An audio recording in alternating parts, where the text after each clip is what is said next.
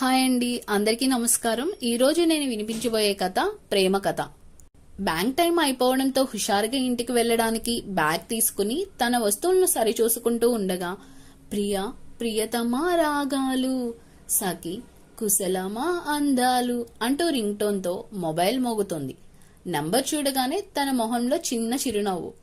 Call lift చేసిన అశోక్, బయలుదేరి వస్తున్నా, రెడీగా ఉండు, హాస్పిటల్ కి వెళ్దాం అని కాల్ కట్ చేసి బ్యాంక్ నుండి బయటకు వచ్చి బైక్ తీయబోతుండగా మరలా ఫోన్ రింగ్ అవుతుంది. అసహనంగా నెంబర్ వైపు చూశాడు. కానీ కళ్లల్లో ఆశ్చర్యం. ఆ నెంబరు తను ఒకప్పుడు ఎంతో ప్రేమించిన వసంతది. వసంత ఇప్పుడెందుకు తనకు కాల్ చేస్తుంది? అదిరిపడి ఉవ్వెత్తున ఎగిసిపడే హృదయం ఉద్వేగం. హలో, ఎవరు? హలో, నేను వసంతన్ను. ఏ వసంత? అశోక్, నన్ను మర్చిపోయావా? అబ్బా, తమరేమైనా మర్చిపోయేంత చిన్న గాయం చేశారా మనసుకి? ఇప్పుడంతా ఎందుకులే కాని ఎందుకు కాల్ చేశావు అన్నాడు విసుగ్గా. జస్ట్ పలకరిద్దామని. ఓ, ఇంకా బతికే ఉన్నానో లేదో, లేకుంటే ఈసారి పూర్తిగా చంపి వెళ్లిపోవడానికా? నువ్వు ఇలాగే మాట్లాడుతావని నాకు తెలుసు. నీ స్థానంలో ఉంటే నేను కూడా అలాగే మాట్లాడేదాన్ని. ఊరికే ఈ చెత్త మాటలు నాకెందుకు కాని అసలు ఎందుకు ఫోన్ చేశావో ఆ విషయం చెప్పు. ఏమీ లేదు, మా అమ్మ వాళ్ళ ఇంటికొచ్చా, నిన్ను కూడా ఒకసారి చూసి వెళ్దాం అనిపించింది. ఇంకా ఈ నెల రోజులు ఇక్కడే ఉంటాను. వీలుంటే ఒక్కసారి ఇంటికి రా అశోక్. మరో మాటకు అవకాశం లేకుండా కాల్ కట్ చేసి ఇంటికి బయలుదేరాడు. ఇంటికి వెళ్లగానే గుమ్మంలోనే తన కోసం ఎదురు చూస్తున్న పవిత్ర ఎదురొచ్చింది. 9వ నెల గర్భవతి తను. నవ్వుతూ ఎదురొచ్చిన పవిత్ర భర్త ముభావంగా ఉండడం గమనించింది. బ్యాగ్ అందుకుని వెళ్లిపోయింది. హాల్లో టీవీ ఆన్ చేసి చూస్తున్నాడు అన్న మాటే గాని గుండెల్లో ఏదో బాధ. వసంత గుర్తుకొస్తుంది. చిన్నప్పటి నుంచి తను, వసంత, పవిత్ర అందరూ కలిసే పెరిగారు, కలిసి చదువుకున్నారు. ముఖ్యంగా పవిత్ర అశోక్ మేనత్త కూతురు. వసంత క్లాస్మేట్. వసంతకు చిన్నప్పుడే తండ్రి చనిపోయారు. తన తల్లితో కలిసి అమ్మమ్మ తాతయ్యలతో ఉండేది. అశోక్ కి 2 చెల్లెళ్ళు. తల్లి గృహిణి, తండ్రి ఎల్ఐసి ఆఫీసులో చిన్నపాటి ఉద్యోగం. అందరూ ఒకే ఏరియాలో ఉండడం, కలిసి ఆటలు, చదువులు కూడా అలా పెరుగుతూ తమకే తెలియకుండా అశోక్, వసంత ఒకరినొకరు ఇష్టపడుతూ వచ్చారు. స్నేహం పరిధి దాటి ప్రేమలో అడుగు పెట్టారు. అందరిలో మామూలుగానే ఉన్నా ఒకరంటే ఒకరికి చెప్పలేనంత ఇష్టంగా ఉండేవారు. వయసుతో పాటు అందం, ఆకర్షణీయం, తెలివితేటలు వసంత సొంతం. అశోక్ కూడా ఒకరోజు తన మనసులోని మాటను వసంతకు చెప్పాడు. తను కూడా ఒప్పుకుంది. ఇక అప్పటినుంచి వసంత చదివే కాలేజ్లోనే అశోక్ కూడా జాయిన్ అయ్యాడు. స్వతహాగా ఇద్దరూ తెలివైన వారు. చదువులో కూడా ముందుండేవారు. కాలేజ్లో క్లాస్ అయిపోగానే కలుసుకునేవారు. ఇద్దరి మాటలు కూర్చుంటే సమయమే తెలిసేది కాదు. చిన్ననాటి స్నేహితులు కాబట్టి ఎవరూ వారిని అనుమానంగా చూడలేదు. డిగ్రీ మొదటి సంవత్సరంలో ఉండగా అశోక్ పూర్తిగా వసంత ప్రేమలో పడి ఫెయిల్ అయ్యాడు. వసంత కూడా అత్యవసర మార్కులతో పాస్ అయ్యింది. ఇంట్లో తిట్ల దండకాలు మొదలయ్యాయి ఇద్దరికి. ఇక అప్పటి నుండి సీరియస్ గా చదవడం మొదలుపెట్టారు. తమ ఇద్దరూ కలిసి జీవించబోయే జీవితం గురించి కలలు కనేవారు. ఇద్దరిది ఒకటే కులం కాబట్టి పెళ్లికి కూడా ఏ ఆటంకం ఉండదు అని ఆశపడ్డారు. బావా, కాఫీ అంటూ చేతిలో కాఫీ కప్తో నిండు గోదారిలా చేతి నిండా గాజులతో పెద్ద కుంకుమ బొట్టుతో నిదానంగా నడుచుకుంటూ వచ్చి కాఫీ ఇచ్చింది పవిత్ర. కాఫీ కప్ అందుకుంటూ దగ్గర్లో సోఫాలో కొత్త చీర, గాజులను చూస్తూ ఏంటిది, ఎవరిచ్చారు అన్నాడు. అయ్యో, చెప్పడం మర్చిపోయా బావా, ఉదయం మన ఇంటికి వసంత వచ్చింది, నా కోసం ఇచ్చి వెళ్ళింది అంది. మనసులో ఉన్న కోపాన్ని కంట్రోల్ చేసుకున్నాడు. లేచి బెడ్రూంలోకి వెళ్తూ పవిత్ర వైపు తిరిగి, నాకు కొంచెం తలనొప్పిగా ఉంది, డిస్టర్బ్ చేయకో అన్నాడు. అలాగే బావా, మరి హాస్పిటల్కు? ఈరోజు వద్దు, రేపు వెళ్దాములే అంటూ వెళ్లిపోయాడు. వెళ్లి బెడ్ పై పడుకున్నాడు. తనకే తెలియకుండా తన కంటి నుండి 2 కన్నీటి పొట్టు కళ్ల నుండి వెలువడి సెలవు తీసుకున్నాయి. అశోక్, వసంత ఈసారి పోటీపడి చదివారు. ఎక్కువ మార్కులు ఎవరికి వస్తాయి అని. ఇద్దరివి మంచి మార్క్స్. అప్పుడే వసంతకు పెళ్లి సంబంధాలు చూడడం మొదలు పెట్టారు వాళ్ళ ఇంట్లో వాళ్ళు. ఇంట్లో చెప్పి ఒప్పించే ధైర్యం ఇద్దరిలో లేదు. అప్పుడే అశోక్ బ్యాంక్ ఎగ్జామ్ రాయడం, అతనికి జాబ్ రావడం చకాచకా జరిగిపోయాయి. ఇదే విషయాన్ని వసంతకు చెబుదామని సంతోషంగా వసంత ఇంటికి వెళ్ళాడు. ఇంట్లో ఎవరూ లేరు. అందరూ బంధువుల ఇంట్లో పెళ్లి ఉంటే వెళ్లారు. ఎప్పుడూ లేని విధంగా వసంత ప్రవర్తించింది. తను ఎంత సంతోషంగా మాట్లాడుతూ ఉన్నా పెద్ద ఇంట్రెస్ట్ చూపించలేదు. పైగా ఇంకెప్పుడు నన్ను కలవద్దు అశోక్, నాకు పెళ్లి నిశ్చయం చేశారు, బహుశా ఇదే లాస్ట్, ఇక నుండి ఫ్రెండ్స్ గా మిగిలిపోదాం అంది. ఒక్క క్షణం అశోక్ ఏం మాట్లాడాలో అర్థం కాలేదు. నీకేమైనా పిచ్చా లేక జోక్ చేస్తున్నావా? పెళ్లి వద్దని అంటున్నావు అన్నాడు. జోక్ కాదు, సీరియస్. నిన్ను కొన్ని రోజులు భరించడమే కష్టం, జీవితాంతం భరించలేను. ఎవరితో మాట్లాడనివ్వలేదు. ఎవరైనా ఏదైనా అంటే గొడవ పడతావు. ఇలాంటి నీతో పెళ్లి కష్టం, మనిద్దరికి సెట్ అవ్వదు. నచ్చిన అమ్మాయిని పెళ్లి చేసుకో. నెక్స్ట్ మంత్ నా పెళ్లి మా దూరపు బంధువుల అబ్బాయితో, తను కూడా గవర్నమెంట్ జాబు అంది నిర్లక్ష్యంగా. చూడు వసు, నాది అనుమానం కాదు, ప్రేమ మాత్రమే. ఎవరితో మాట్లాడుకు అని నేనెప్పుడు చెప్పలేదు. మంచి అలవాట్లు లేని అబ్బాయిలు నీతో మాట్లాడడం నాకు నచ్చలేదు, అదే చెప్పాను తప్ప నిన్ను నా సొంతం అనుకున్నా. నా ప్రాణం కంటే ఎక్కువ ప్రేమించాను. నీకు దెబ్బ తగిలితేనే నేను విలవిలలాడిపోయాను. నిన్ను ప్రేమించాను కాబట్టి పసిబిడ్డలా కాపాడుకోవాలి అనుకున్నా. ఇప్పుడు తెచ్చుకున్న ఉద్యోగం కూడా నీకోసమే. ఉద్యోగంతో వచ్చి మీ పెద్దలను మాట్లాడి నిన్ను పెళ్లి చేసుకుందాం అనే కదా అన్నాడు బాధగా. అయినా వసంత ఏమీ వినే ఆలోచనలో లేదు.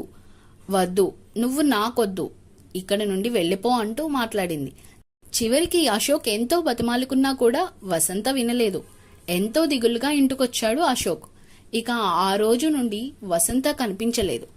2 నెలలకు వసంత పెళ్లి జరిగిపోయింది. ఇక అశోక్ వేదన, బాధ ఎక్కువయ్యాయి. నెల రోజుల తర్వాత అశోక్ వాళ్ళ ఇంటికి వచ్చింది వసంత. అందరితో సంతోషంగా మాట్లాడి ఏమీ జరగని దానిలా ప్రవర్తిస్తూ అశోక్తో కూడా చాలా మామూలుగా మాట్లాడింది. అశోక్ మనసు రగిలిపోయింది. ఎంత ప్రేమించాడు, కానీ వసంత ఎంతలా మారిపోయింది అనుకుంటూ. వారం రోజుల తర్వాత అకస్మాత్తుగా అశోక్ తండ్రి హార్ట్ అటాక్ తో చనిపోయారు. ఒకదాని తరువాత ఒకటి. ఒకవైపు వసంత దూరం, ఇప్పుడు తండ్రి మరణం. అశోక్ పై కుటుంబ బాధ్యత. అప్పుడే అశోక్ మేనమామ తన కూతురు పవిత్రను పెళ్లి చేసుకోమని ఇంకా పెద్ద మొత్తంలో కట్నం డబ్బు ఇచ్చాడు. అంతేకాకుండా తన చెల్లెళ్ళ ఇద్దరికి మంచి సంబంధాలు చూసి అశోక్ మేనమామే ఘనంగా పెళ్లిళ్లు జరిపించేశాడు. కాలక్రమంలో వసంత ప్రేమ తన మనసును అప్పుడప్పుడు రగిలిస్తున్నా బలవంతంగా వసంతను మర్చిపోయే ప్రయత్నం చేసేవాడు. 1 సంవత్సరం నుండి పవిత్రను ప్రాణంగా చూసుకోవడం మొదలుపెట్టాడు. వసంత చేసిన తప్పుకు పవిత్రను బాధ పెట్టడం మంచిది కాదు అని ఇప్పుడు ఇద్దరూ అన్యోన్యంగా ఉన్నారు. ఇలాంటి టైంలో వసంత మరలా ఎందుకు వచ్చింది ఆలోచనతో మరుసటి రోజు ఉదయాన్నే పవిత్ర, బావా త్వరగా నిద్రలే, నీకు విషయం చెప్పాలి అంటూ ఏంటి అన్నాడు కళ్ళు తెరవకుండగానే. ఆ వసంత చనిపోయిందట. త్వరగా లే బావా అంది. ఒక్క క్షణం మెదడు మొద్దు మారిపోయింది అశోక్కు. కళ నిజమా అనిపించింది. పవిత్ర వస్తాను అంటున్న అశోక్ బైక్ పై వేగంగా వసంత వాళ్ళింటికెళ్లాడు. నిర్జీవంగా వసంత ఇంటి ముందు మనసంతా దిగులుగా. తన మీద కోపం రావట్లేదు, జాలి అనిపిస్తుంది అశోక్కు. కార్యక్రమాలు అన్నీ పూర్తయ్యాయి. ఇంటికి వచ్చాడు. ఏదో పోగొట్టుకున్నాడు అనిపించింది. ఇలా ఉండగా వారం రోజుల తర్వాత ఆఫీసులో ఉండగా తన ఈమెయిల్ ఓపెన్ చేశాడు.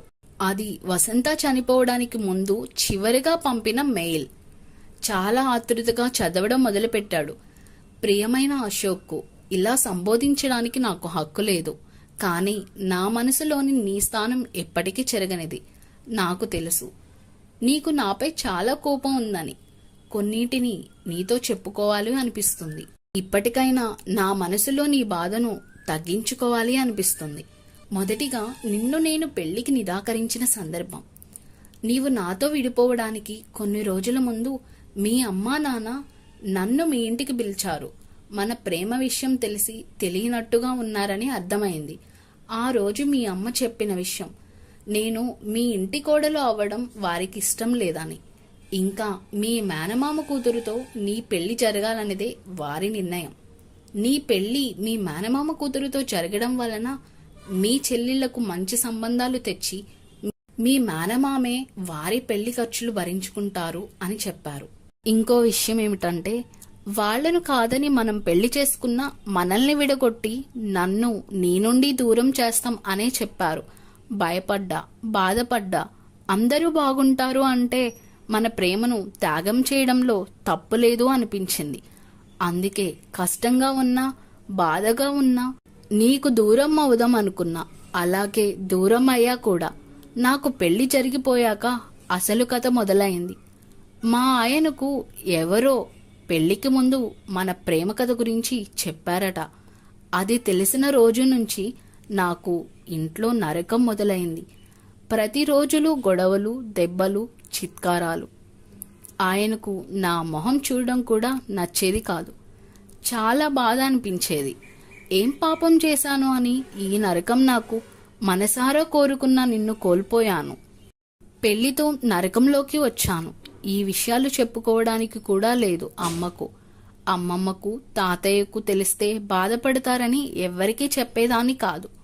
మా ఆయన కూడా నాతో నెలలో 20 రోజులు ఆఫీసర్కు అంటూ వెళ్ళిపోవడం నాకు కూడా బాధ అనిపించేది. అందుకే బలవంతంగా ఆ పెళ్లి బంధంలో సర్దుకుంటూ చేసుకోలేకపోయాను. కనీసం నేను లేకుండా పోతే నా భర్త వేరొకరిని చేసుకుని ఆయన సుఖంగా ఉంటాడు. ఇప్పుడు కూడా ఈ నిజం నీకు తెలియాలనే చెప్తున్నా. మనస్ఫూర్తిగా నన్ను క్షమించు. పవిత్ర మంచిది. తనకు ఈ విషయాలేవి తెలియదు. ఇంట్లో అందరూ ఈ విషయాలేవి మీకు తెలియదు అనుకుంటున్నారు. మీరు కూడా తెలియనట్లే ప్రవర్తించండి. సెలవు. ఉత్తరం చదవడానికి అయిపోగానే అశోక్ మనసంతా పశ్చాత్తాపంతో నిండిపోయింది. ప్రతి ప్రేమ కథకు మనకు తెలిసిన కోణం ఒక్కటే. అటువైపు జరిగే పరిణామాలు తెలియవు. వసంత పడిన బాధ, మానసిక వేదన గుర్తొచ్చి వెక్కి వెక్కి చిన్న పిల్లోళ్లా ఏడ్చాడు. తన జీవితం అర్ధాంతరంగా ముగిసిపోవడానికి బాధ్యులు ఎవరు? పరోక్షంగా తన కుటుంబ సభ్యుల స్వార్థం అనిపించింది. కానీ చివరిగా ఎవరినీ ఏది అనకూడదు అని అశోక్ సంతోషమే తన చివరి కోరిక అని వసంత చెప్పగానే చెప్పింది. తన వసంత ఇక రాదు. కానీ తమ ప్రేమ జ్ఞాపకాలు ఓదార్పుగా తన జీవితం సాగిపోవాలి అనుకున్నాడు. ఫోన్ మోగింది. పవిత్ర కానుపు నొప్పులతో ఉంటే ఆసుపత్రిలో చేర్చామని అశోక్ చెల్లు చెప్పింది. హాస్పిటల్కు వెళ్ళాడు. పన్నంటి పాప పుట్టింది. సంతోషంగా గుండెకు హత్తుకున్నాడు. మనసుకు సంతోషం. దూరమైన వసంత ప్రేమ దగ్గరైనంతగా. జన సుఖినో భవంతు. స్వస్తి.